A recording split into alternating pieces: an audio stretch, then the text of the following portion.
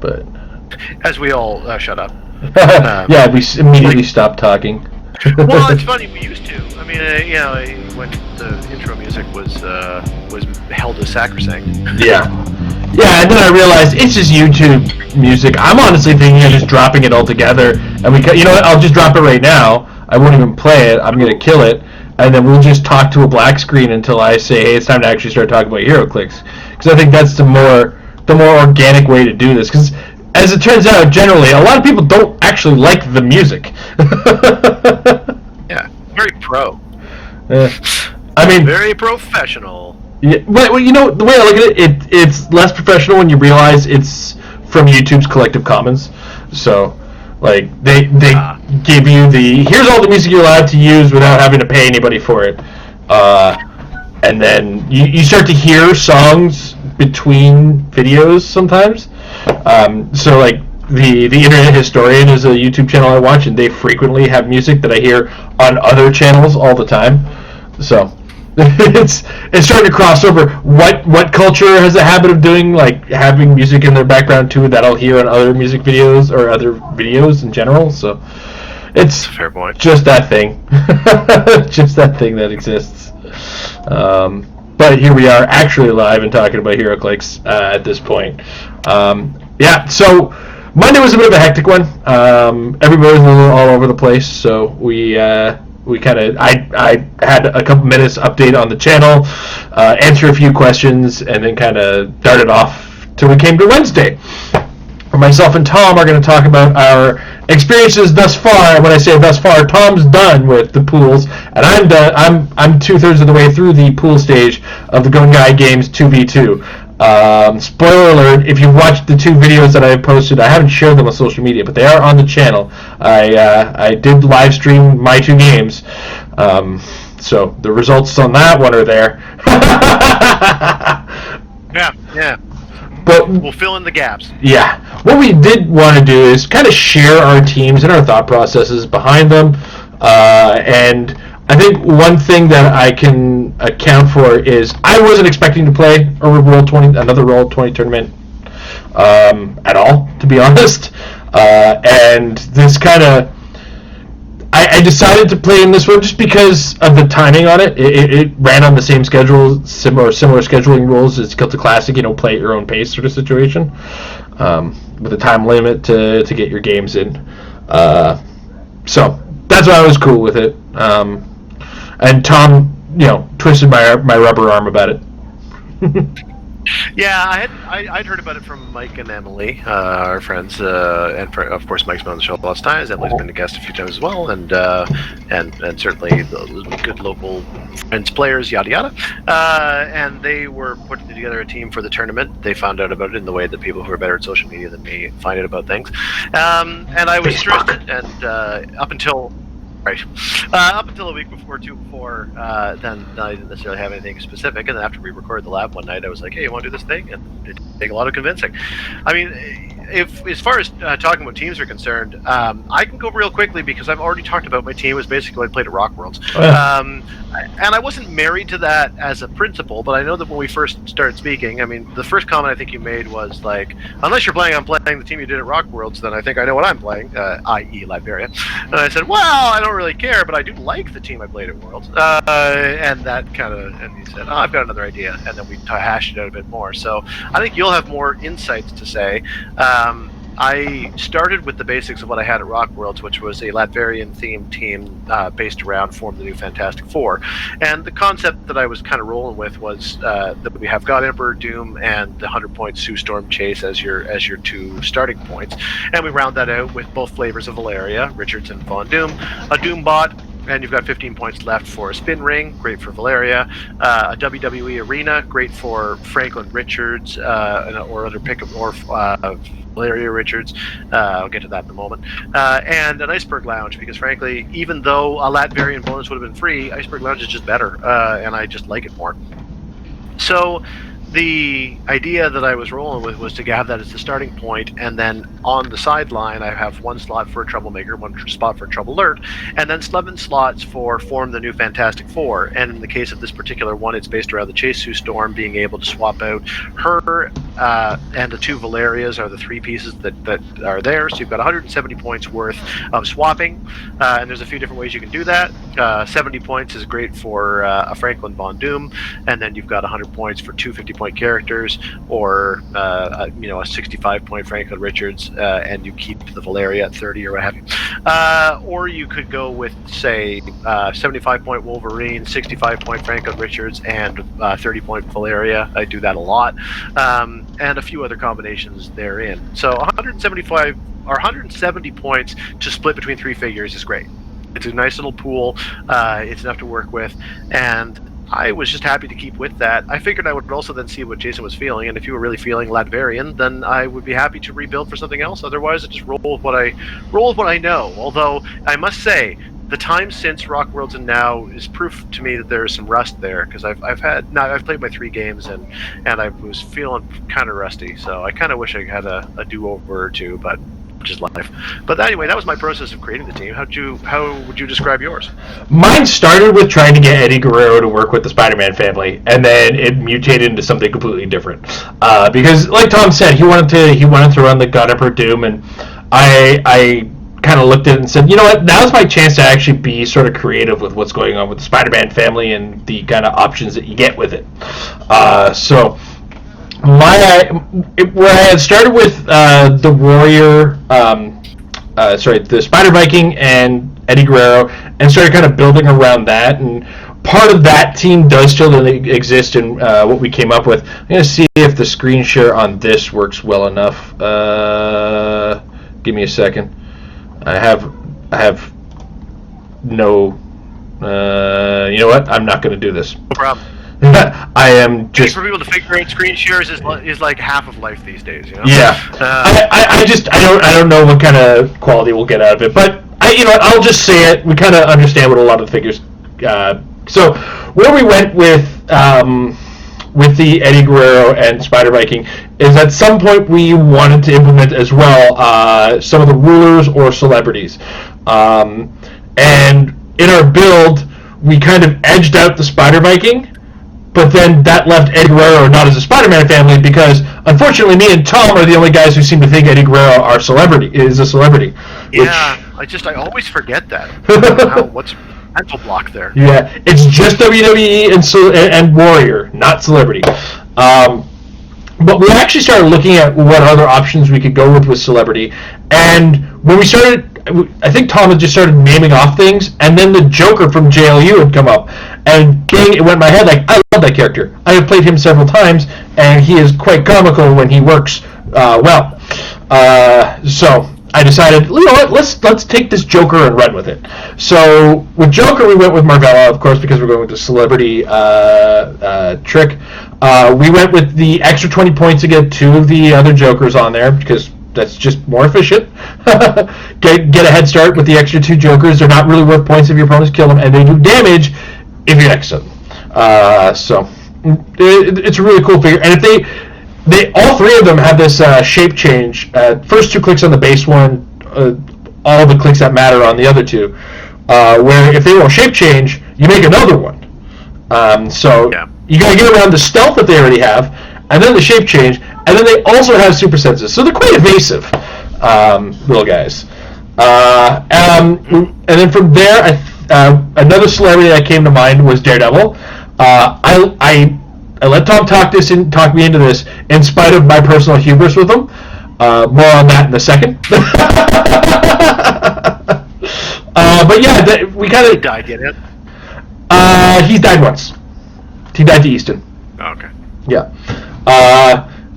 I'll give you the exact. I'll give you the number on that one that matters in a second. But then we went with the ruler package, because Magneto is a great include on any team, and by adding Spider Pharaoh, you get that include, because she's a 60-point taxi who also has Empower, Enhancement, Leadership, Probability Control, all great powers, as well as the Spider-Man allied team ability, or Spider Family team ability, which lets me copy the Batman enemy team ability to get those Jokers a little bit of a higher attack if I'm so inclined to be near them when they do their thing. You do have to be careful with that. Plus, you've got the MJ plus Magneto trick of place TK sidestep, create paparazzi sidestep, and then you can steal your opponent's objects. So we were building towards a very large team, and if you go into an open map, that is always a strategy you've got if your opponent really is relying on objects, especially light ones, for their functionality. Yeah, absolutely. And all that, we were down a few points. I was starting to come up with different ways to get some last celebrities and or rulers into the team, and then Tom reminded me that Dr. Doom was a ruler at 45 points. I was like, oh yeah, that's right, Dr. Doom. And he makes Doombots and doesn't break our Highlander rule because he doesn't. I don't start with them. I make them after the fact. I love breaking Highlander rules when these tournaments have Highlander rules. I just love finding the way, like asking the ways around them or sneaking away. Anyway, this all gets topped off with we had a couple extra points left, so we included a Venom harness for Daredevil and a Batarang in case. Actually, I think Batarang is great on Spider Pharaoh. Yeah. Like you don't always have the extra actions to be able to equip it, but Batarang is an object that I keep thinking, like, when will there be a figure that I actually want to play it on? Because the fact that you get -1 damage is annoying. And the fact that it's such short range is annoying, so its functionality is very limited. The reason it's so great on Spider Pharaoh is that Spider Pharaoh typically is carrying your team, and in a lot of cases the pieces that she's carrying wind up body blocking for her. They don't have to, but it is a strategy.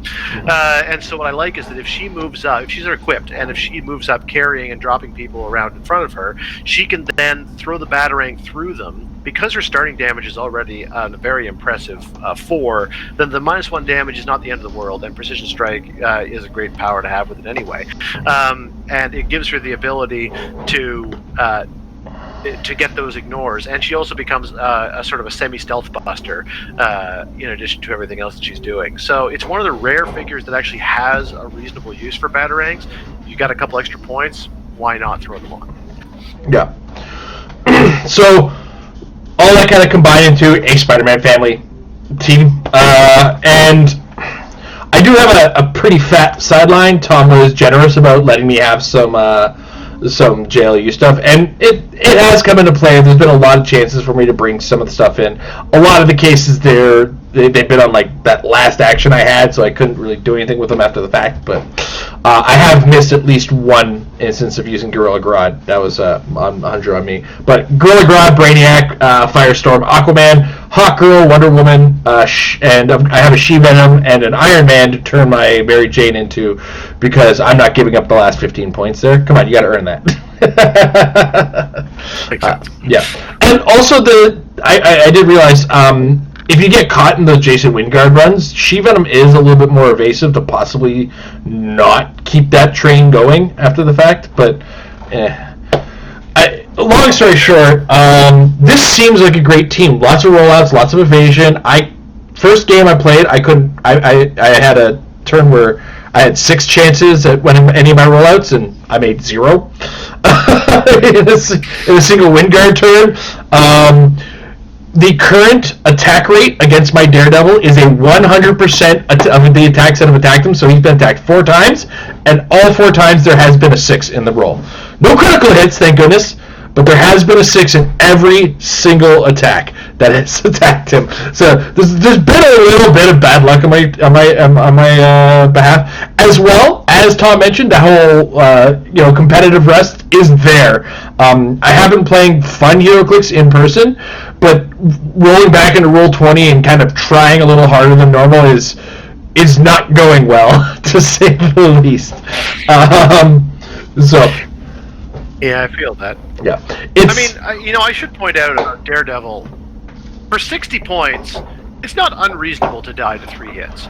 Lots of 60-point characters will do that. And the fact that he can survive a great many hits in the right circumstances means it's all upside.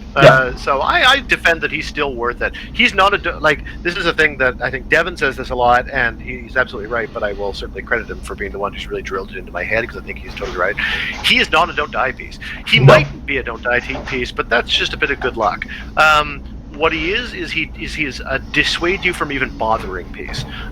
You don't want to commit meaningful attacks to him, so you'll often overextend to avoid it, and that's where his value is coming through. So I think he's a good choice, even if lots of sixes are coming at you. Oh yeah, I mean, ultimately, you're not wrong. He is not he definitely isn't a don't die for me, but he is harder to kill than he deserves to be. And like you said, it's a why bother situation. It was a very similar situation to Ironheart, or the I think it was Ironheart. The chase back in the day was like 25 points. You might kill it, but you might not. So right. Or like that Joker, that ridiculous ha ha ha Joker with the Yeah. never-ending dial. Like, you could score points, but it felt so meaningless to deal 6 damage to a 10 points and do that over and over again and just never be able to get rid of it. 6 damage for 10 points. I'll tell you, not worth it. No, and especially when it's not off the board. And that is what now is making me think, like, what's this Krakoan revival going to be like? It's just like they're all ha ha ha Joker, except they give up more points. They give up that. They give up more points than give you bystanders, but they also made a character that kills all the bystanders all at once. So I don't know if anyone's caught it. I don't think that figure is going to see play. Let's be honest. It's a 100-point dial. That's like kind of mediocre at best, but it does have that threat of I'm killing all your bystanders. We'll be interested. It could happen. Anyway, my second game was a little tighter. The team played a little better. I've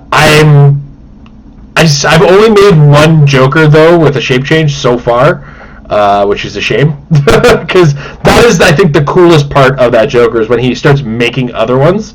It gets really, really fun, and you watch your opponent go, I'm trying to get rid of this one. Where did this come from?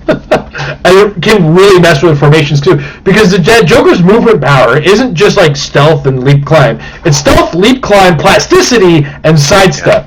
And it's come up a lot where one of the maps I choose is Aunt Petunia's house, and people are trying to hypersonic around me, and that's not easy when you have plasticity. So. It's another why bother? Yeah. He's like Daredevil in that way. If he's not creating Jokers, it's probably because people just don't want to even bother engaging, and at that point, you are at least putting pressure on. So I love that. Yeah. I love that feature of it. I think your team's really cool for that. Yeah, this is kind of the sort of team I've been making for the past little while. I look at it and say, on the surface, it might not win everything, but it is capable of winning, while at the same time capable of giving me a big smile on my face, because it's fun. And I don't feel like I'm robbing the game from anybody. I've got frustrating elements in it, but I don't think I'm stealing the game from anybody with this team in particular, or any particular elements that they're using, except when, if I happen to use that Magneto trick, which for a lot of the map choices that I have, there's not a lot of teams that like rely on their equipment. So, I mean, I haven't really been doing the Magneto trick, but Mary Jane on her own, those paparazzi are great. So. Yeah, and it's always there. And if you look across and you're like, boy, those exo-specs are gonna rip my life apart, just get rid of them. Yeah, make them gone. Yeah. If you do decide you're gonna try that Joker though, be careful, because when the low point ones blow up, they don't care who they're next to. So. No, and you can certainly use them. A savvy opponent can use some placement effects to take advantage of it. So it's definitely one that is a cautious one, but it's still worthwhile. Certainly worth the points. I mean, I say exospecs. I don't think you're going to face any because they're all on my side. Our pod I just got finished my third match, and our pod just so happened to be set up such that all the 8 players except for me are playing Spider-Man family teams built around exospecs on Batman Prime or on Magneto. I mean, it's basically you've got DJ doing a Spider, Hammer-Eye, Magneto, that's Danger Room Magneto, Batman Prime, Spider, Hammer-Eye, Danger Room Magneto, Spider-Man family team built around things like Steampunk's got to be on there in order to bring the robot on, and his particular flavor, I'm trying to remember now because they honestly blur together. It's so similar to Julio, who I just played, who's doing the version with Miles West instead of Hammer-Eye, along with Spider-Man, Exospecs, 1776, who's also on PJ's Team 76, and Steampunk Penny, Tri-Sentinel in the case of Julio, and then there's Zach, who is doing the version with Exospecs on a Magneto, a Mr. Sinister with an Influence Ring, along with Batman Prime, Steampunk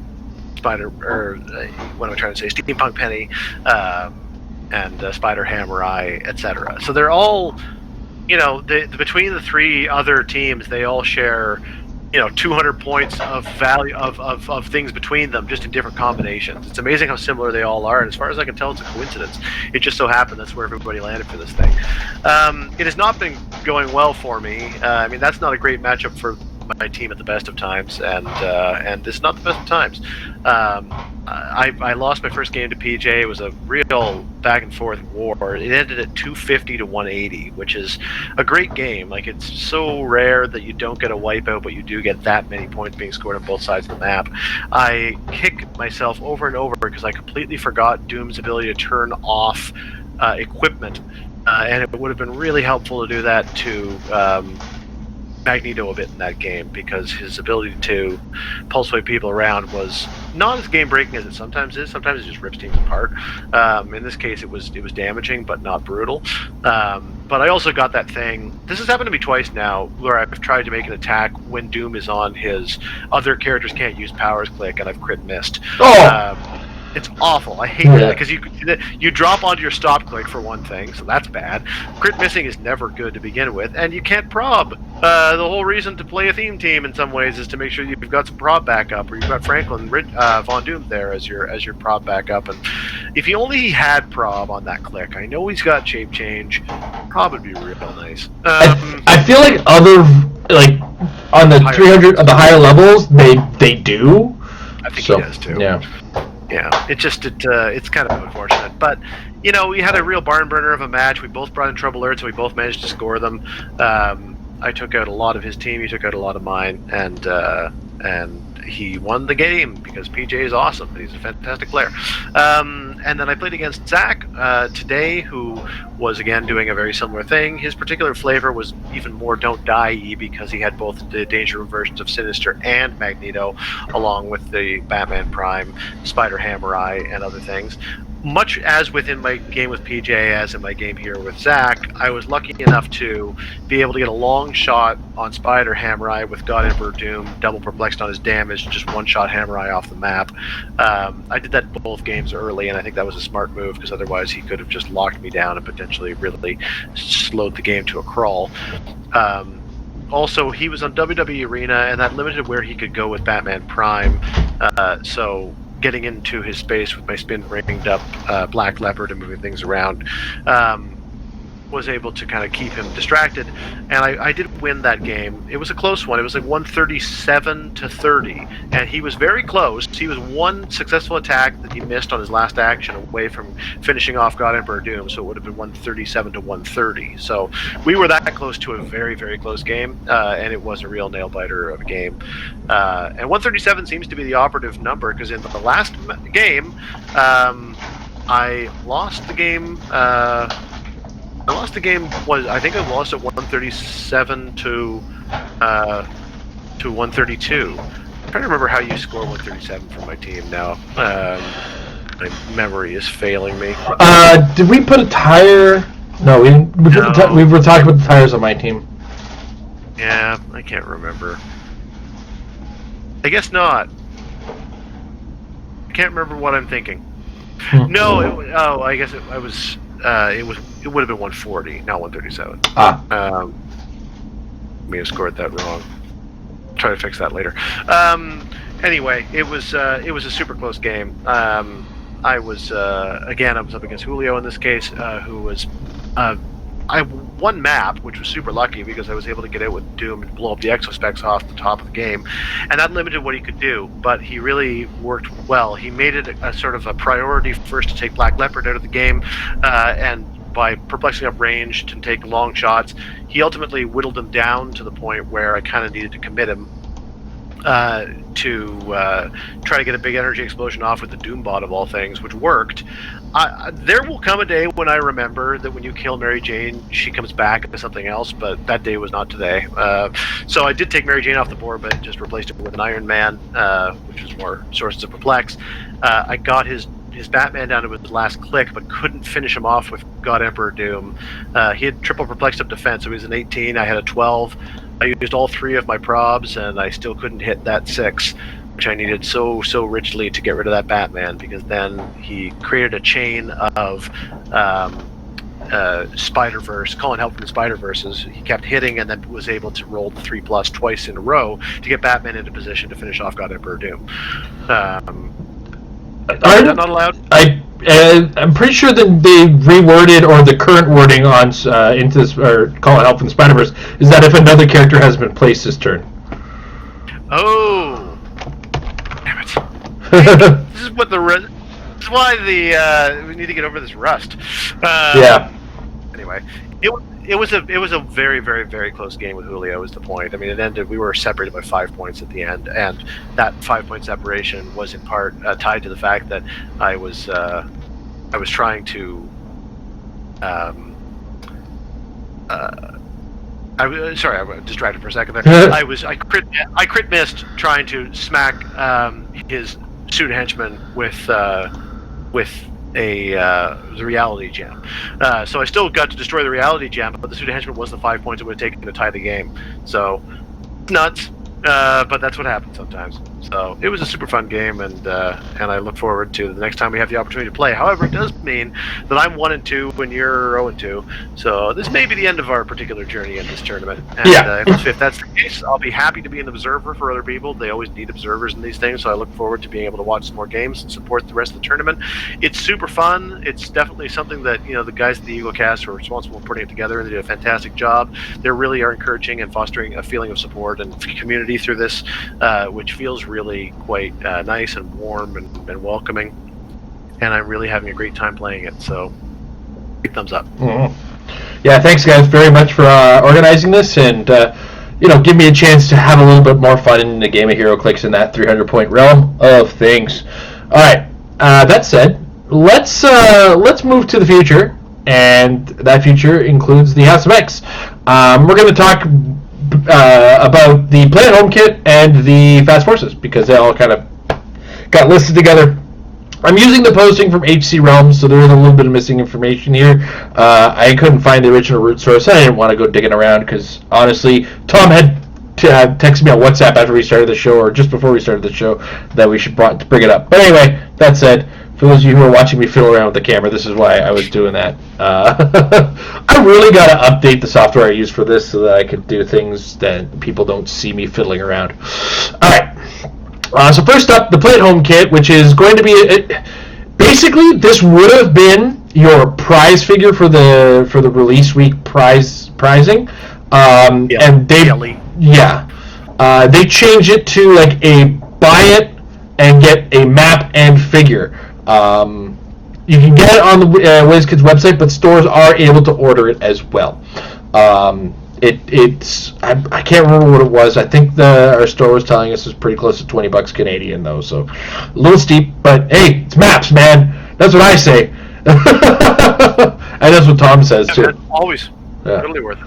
Also worth noting, one of the maps, I don't know if the other side is a reprint as well, but one map is a reprint in layout of the classic Krakoa map. It looks like they're going to add a couple updates, I'm sure, like, with the ladder pointers and all that kind of stuff. And it also doesn't seem to have the same rules based on the photos that I've seen.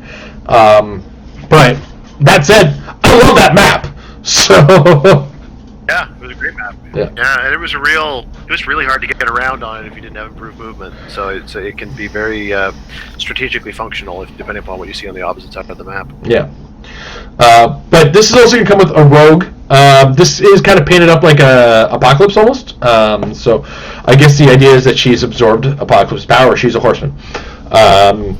But she's got the new Cosmic Energy team symbol. Don't get shocked. All it is a universal way of giving us the power Cosmic and Quintessence.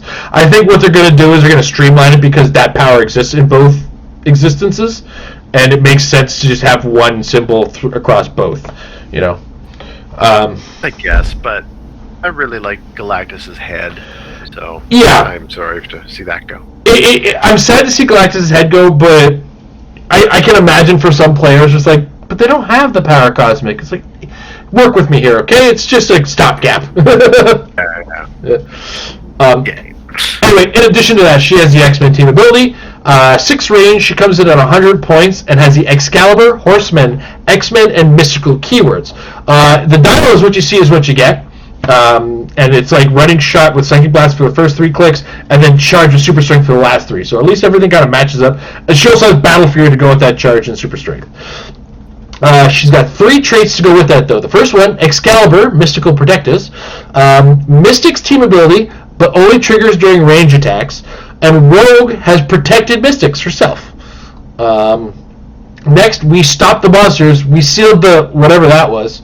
When Rogue KOs an opposing bystander, after resolutions, KO all opposing bystanders. And then the third ability, I killed him. Sideline active. When a friendly character named Rogue KOs a higher point opposing character, roll a d6.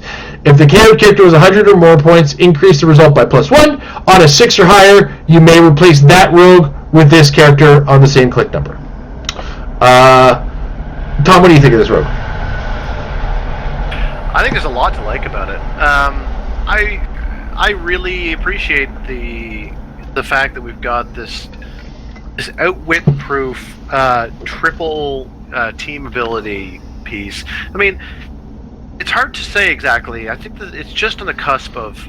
It's not that it's just on the cusp of playability. I think it's on the cusp of serious consideration, because 100 points is a bit rich, but you've kind of got it all in the right places. You've got protection against.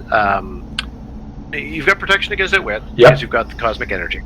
You've got the upfront invincible, so you know that the most damage you'll be able to take is 3, which is putting you on to a nice charge, Super Strength Battle Fury click, and you still have a rollout power. You're not relying on special powers really at all, so I mean that is in this charmed time of Black Widow, that's always something that's kind of in the back of my mind, is you've actually got powers on dial, and thus they'll be able to do their work. An upfront 11-4 is certainly nothing to sneeze at, and people are going to. Mystics can be a liability, but I'm not so sure. I mean, there's not so much retaliation in this day and age that I am quite as concerned about the Mystics team ability as maybe I was about a year ago at this time. So I like the fact that it's good, that it works the way it does, just for annoying people who don't have retaliation. And even when they do, it's not so much the end of the world. The ability to KO all bystanders when you KO any bystander is huge, I think. Yeah. We are living in a very bystander-heavy world. We talked a lot on this show about the fact that MJ is practically ubiquitous. Dealing with all your paparazzi at once are pretty great. And if dealing with, like hitting a single paparazzi also takes out an Iron Avenger, or takes out any of Jason Wingard's Pogs or anything of that nature all in one go, then I think it really is a great thing. And I wonder whether there's any way to kind of abuse KO after KO effects, but I can't think of any, but some smarter person might be able to. You're not vulnerable to penetrating damage off the top is, I think, a huge factor. And we don't know a lot of other rogues that are out there.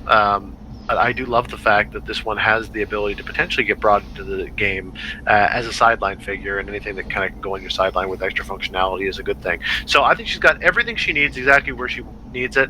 Nothing about her is good enough to make her an autoplay, but she might be just strong enough to be an outside consideration. Yeah, I do see that, like, the big potential on this character. As far as rogues are concerned, I think 90% of them operate on the same fundamentals as this last half of the dial. So they'll have to generally charge in and attack. Probably have some degree of steal energy. But as far as considerations, you nailed a lot of the things that she really does. And it makes me glad that I've moved on from making a lot of bystanders to making a lot of characters. Using Jokers and Doombots and stuff like that, because they're a little bit more safe from this than, oh boy, what she's capable of. So, but overall, I can't really add much beyond what you've said. So we'll move on next to Wolverine. Now, Wolverine here, I don't know what his first click looks like, and apparently neither does whoever shared this. But I'm pretty sure it's not too far off of that first click that we do see, and I'm pretty sure that defense is going to sit in the range of like 17 or 18 on its own with toughness. That's all speculation. It might actually exist. It might be later in this. They haven't updated. But Wolverine has the X-Men team ability, comes in at either 75 or 50 points, has the X-Force, X-Men, and Animal keywords, The mutant CIA trait he has here, which gives him stealth, ignores hindering for line of fire and movement. So, what do we call it? The spy trait, or basically the spy trait. Yeah, what was it? There was a name for it. They all had the same name. Yeah. I can't remember now. It was espionage or something. It was espionage, yes, that's what it was. So is that what it was? Yeah, it was espionage. Has that, and then a special movement power, which he has on his last 2 clicks, or I'm guessing the first 2 of the 75-point dial. The X-Force is a go. Charge, free, if Wolverine occupies hindering terrain, place him in a square of hindering terrain within 3 squares and line of fire. Then his special defense power, I think this one's still alive, stop, and comes with impervious. His last click has regen. This is what I expect out of a Fast Forces Wolverine, as a general rule. A pretty half-decent close combat guy. The 50-point dial is not something to be ashamed of, especially when you consider it's got a stop click, which is oddly placed on the second to last click.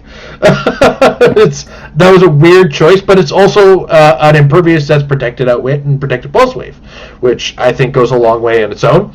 That charge ability can come in real good, especially when you consider he has stealth.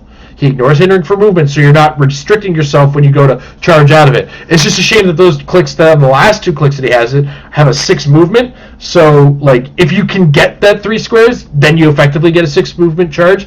If you don't pull up those extra 3, it's a 3 movement charge. Not bad, because once again they've given us a Wolverine with a late dial spike in attack value, where you're like, do I want to regen, or do I want to use my 12 attack? Why do you do this to me? This is why do you do this to me all the time? And his Battle Fury at the end too, which ignores shape change, which is its own beauty. So overall, I don't see myself playing this competitive, especially in a world without ID cards, unfortunately. But he's not a bad Wolverine, and 50 points is hard to kill. When you include it with the Krakoan revival trait, because this is a character who will be able to be brought back to life with that trait, X-Men team keyword, and lower points than some of the ones we've already seen already, that's where things get scary. That's where I think this guy is going to excel, is teams that are effectively abusing the Krakoan revival trait. What do you think, Tom? Yeah, unless he's got Invincible on his first click, I don't think the 75 point is almost worth consideration under any circumstance. We know there isn't another hidden special power there, so the best case scenario is that he's got charge and free placement, and other than that, I don't know what he could have that would make me very excited. My guess if he had a 16 attack with 9 damage, then I'd be pretty excited about it. But that's unlikely. So I think Invincible's the only thing that can pull it out and make me want to play him at 75. Other than that, he's a 50-point dial, and that's a 50-point dial. I think you pretty much said it. He's not easy to KO, and the fact that he can come back to life and continue to be not easy to KO is worth consideration. He is still giving up 50 points every time.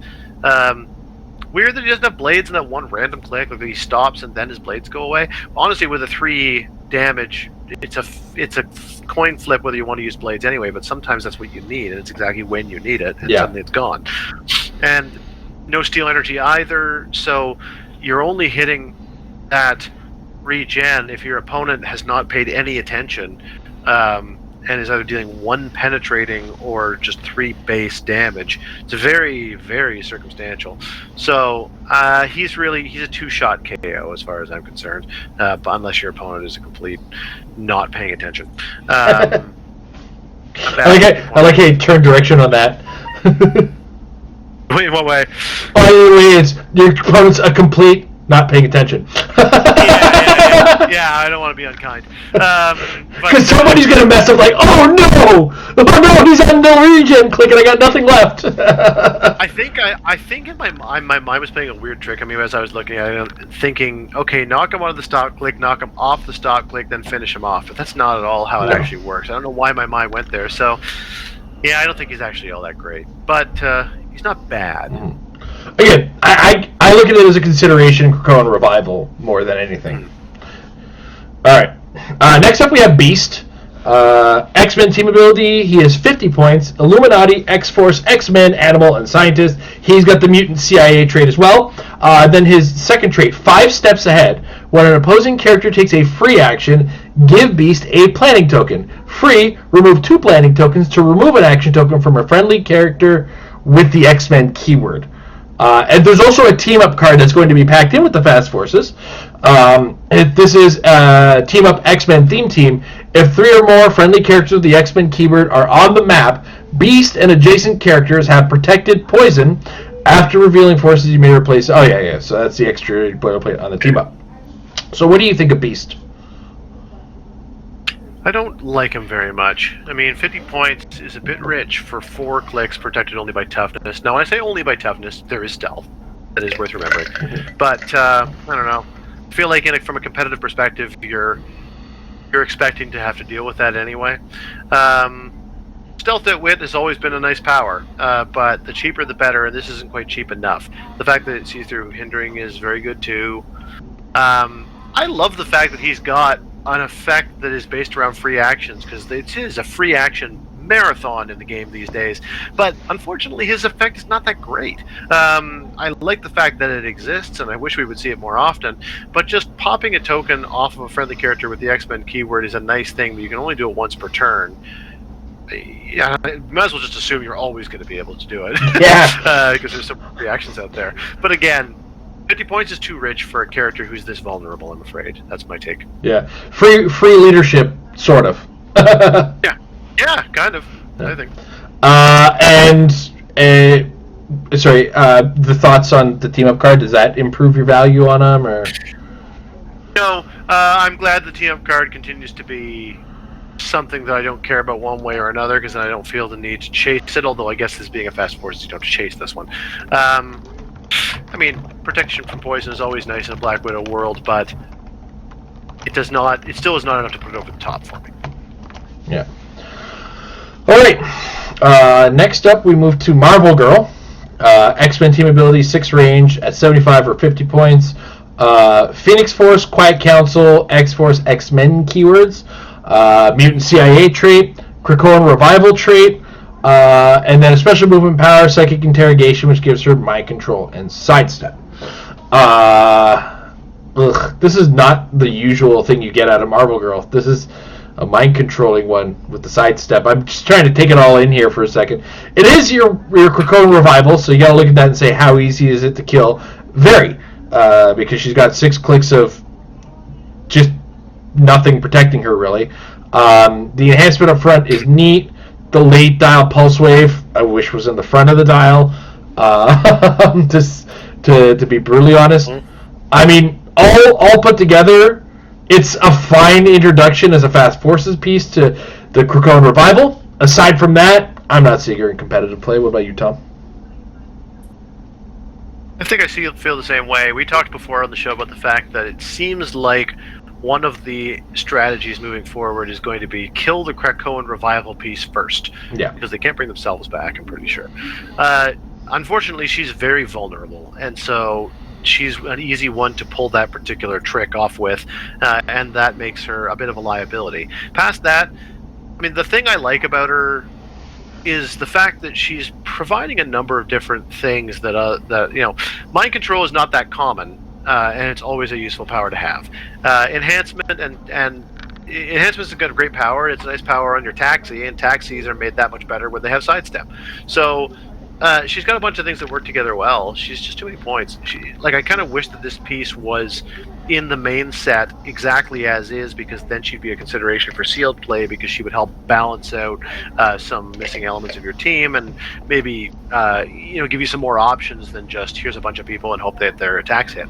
But unfortunately, the competitive game is just too. You need to be deeper and better than that. Yeah, 100% agree there. All right, next up we have Domino. No team ability on her. 5 range, 50 or 25 points. X-Force, X-Men, and Soldier keywords. Mutant CIA trait. Then her next trait, Neuro-Responsive War Mitten. It's not a branch. Free. Choose one power or ability to use this turn. Blaze Claw's Fangs, Precision Strike, Giant Reach 2. Then her special damage power, which she has on her first 4 clicks at 50, or just the first click at 25. It's like my luck is lesser somehow, like a rabbit foot with the fur worn off.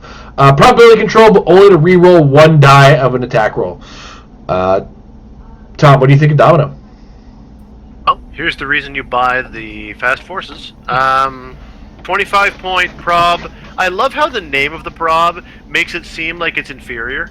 It's like my luck is lesser somehow. What? Reroll 1 die? Yeah. That's better a lot of the time. I mean, you need a 7. Get rid of that 6. Like, nothing beats the Eddie Guerrero where you get to choose. Yeah. That's obviously the best. But if you were to tell me that my piece either had probability control or probability control but only 1 die, I think more often than not I'm leaning towards the choose 1 die, because there is a reasonably good chance, in fact there's a better than 50-50 chance that one of your die are going to be 4+. Kind of how that works. And so you really most of the time are wanting to be re-rolling one of the 2 die. So I think it's great. Add to that the fact that she's just a nice versatile piece. She's got combat reflexes and stealth, which is a great combination. Again, I'm looking at her at 25 points. Yes, there is a 50-point dial. That's cute, but we're not playing. That's cute. At 25 points, she's a stealth combat reflex, which is a nice combination, and I love the precision strike is there because she does have range, unlike Wolverine, for example. Mm-hmm. So, she's breaking through hindering and breaking through stealth with her precision strike range, so I don't mind so much the low damage because at least something's getting through. She is mainly there as my prob controller. She's mainly there to attract attention from others, and at only 25 points lost, her prob is so good that bringing her back through Greco and Revival might be well worth it. So yeah. I think she's the best piece in the set. I say the set, I mean the Fast Forces set. Fast Forces, yeah. And hey, it's exactly when it's just when the chips are down that a charge blades for 6 damage suddenly swings the game. So yeah, for that possibility alone, I'll take it. Yeah, there's always one reason where it's like, well, now I have to buy the Fast Forces. This is that. I'm assuming, by the way, that neuroresponsive War Mitten is the attack power, not a trait, because otherwise we're missing. It would be the attack power. It's just listed as a. I just realized that it's mislisted as a trait on the forum. All right, next up, 5th figure in the set, Forge. X-Men team ability, 6 range, 75 points or 50 points. X-Force, X-Men, Armor, and Scientist. So Spider-Man family. The Mutant CIA trait. Special movement power on all of the clicks. Flight, plasticity, and sidestep. Why not just give... Anyway. Special damage power on the first 3 of 75 or the first click of 50. If you're looking for toys and stuffed animals, you came to the wrong place. Unique modifier. Other friendly characters that are adjacent or have the X-Men keyword. Modified damage +1. I mean... I made the joke that he's basically Spider-Man family, but I don't think he's on my Spider-Man family team. No, this is a character that introduces you to a bunch of neat little powers. His damage power is okay, but there's other characters I'd rather have. For 5 points less, I can get Dr. Doom and bring Doombots and have enhancement. Darn, I only can do it at range. Shucks. This is that. I don't know. You do realize that he's giving +1 damage to your entire team, no matter where they are on the map, if they're X-Men, right? Yeah, I guess. Yeah, but it isn't either or. Yeah. It's not both. I did misread that. So it's probably more for consideration on a Krakoa and Revival team. In that case, because all my X-Men get +1 damage is pretty great.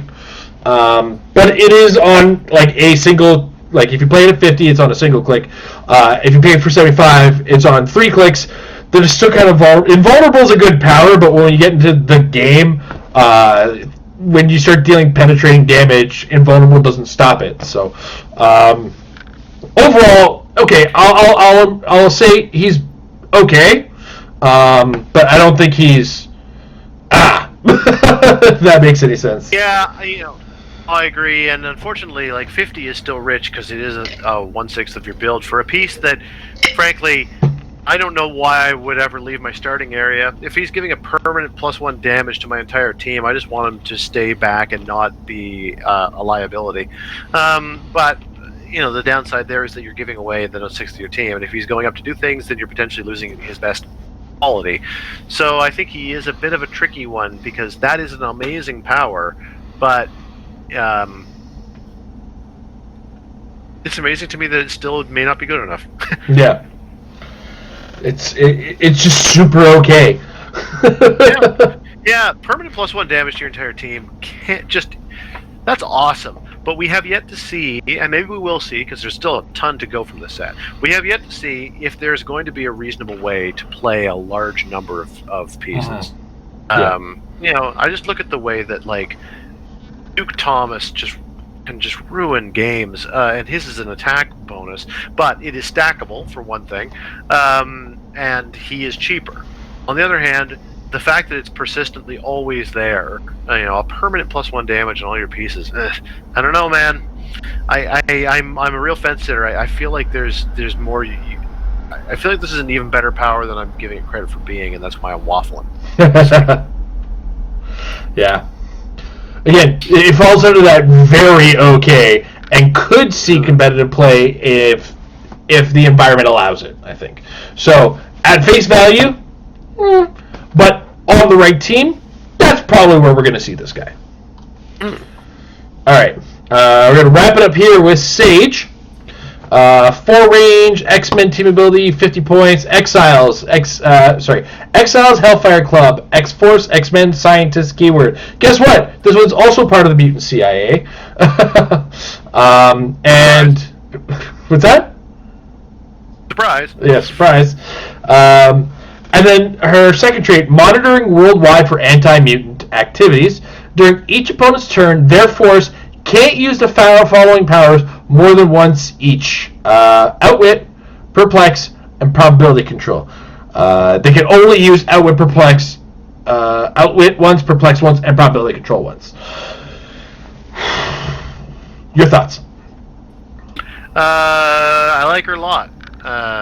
Quite a strong piece. I am anticipating seeing her with special objects on her to kind of increase what she can do, because she's 70% of the way towards being a pretty solid support piece as is, with sidestep, stealth, outwitting through hindering. We talked earlier about the fact that that's great to have, and at 50 points you have to have a bit more.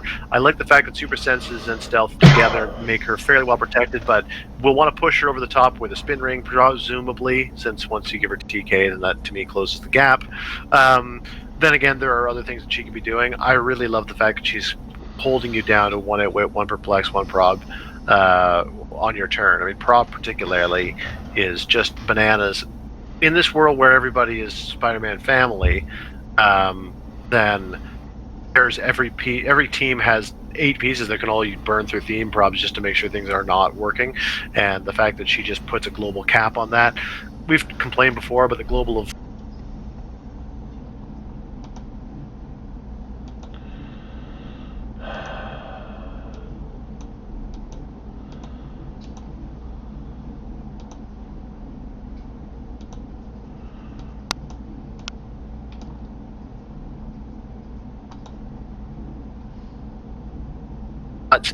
I really like her quite a bit, and I think what really puts it over the top is the fact that if you need Perplex more than you need Outwit, you can always push to get it, and that is a great thing to do. And when you do, you're also giving yourself mind control, which again could be a power that helps round out what you really need. So, you need your Outwit, use your Outwit. You need your Perplex more, push her onto Perplex. She's still doing her global thing, and then you've got mind control for when you need it. Thumbs up for me. All right. I wish more of that had come through, but I'm just generally praising it. I think it's a really good piece. Okay, because my Discord crashed. That's probably why you saw me disappear for a second. Goodness me. That we did. Don't worry, I vamped for time with my own loquacious chittering. It's beautiful. I love it.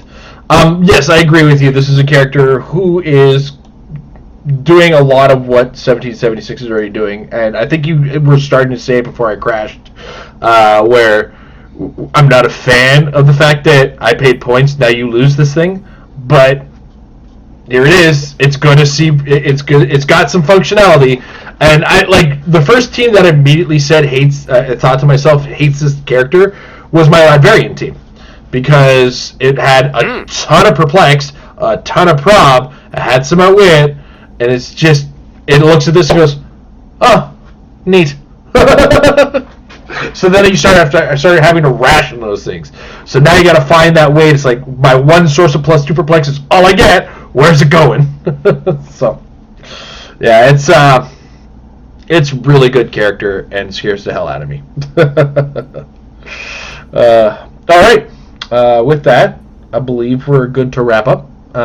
We're just gonna go hunting for them questions. Just got to double check the socials and the Discords, and we'll see where we stand there. And it doesn't look like the socials got anything. Checking the Discord now. Using the old phone super professionally. One of these days I'll sort everything out in my life. It looks like we didn't have any questions this week, but that's fine. It's par for the course. It's not a Monday anyway. Yeah, it's a Wednesday. Everybody's like, "What's going? Why are they here on Hump Day? What's going on?" And they're also looking at me going, "Isn't AEW on? What's he doing here?" That's right. I give up things for you guys. I give up things for you guys. Are you just recording it? I where I get it has the VOD the next day, so I'm good. I'm good. Nice. That said, Tom, thanks for being on the show. And, you know, great. Thanks for everybody joining us live or in the archives. Thanks to Majestics, our longtime friends. Check out MajesticCCG.com for all things Heroclix. Check out the Apex Insiders, $3 a month gets you access to some of the great brands in the game of Heroclix. And there's some really good players who contribute to that, including PJ and Easton, who thoroughly thumped both of us in the, the 2v2 tournament. Both of us. We got smashed, and not subtly. And as we've proven with our performance in this tournament, get out there and get some games in, because practice will make your teams better. Have a good one, everybody. Learn by example.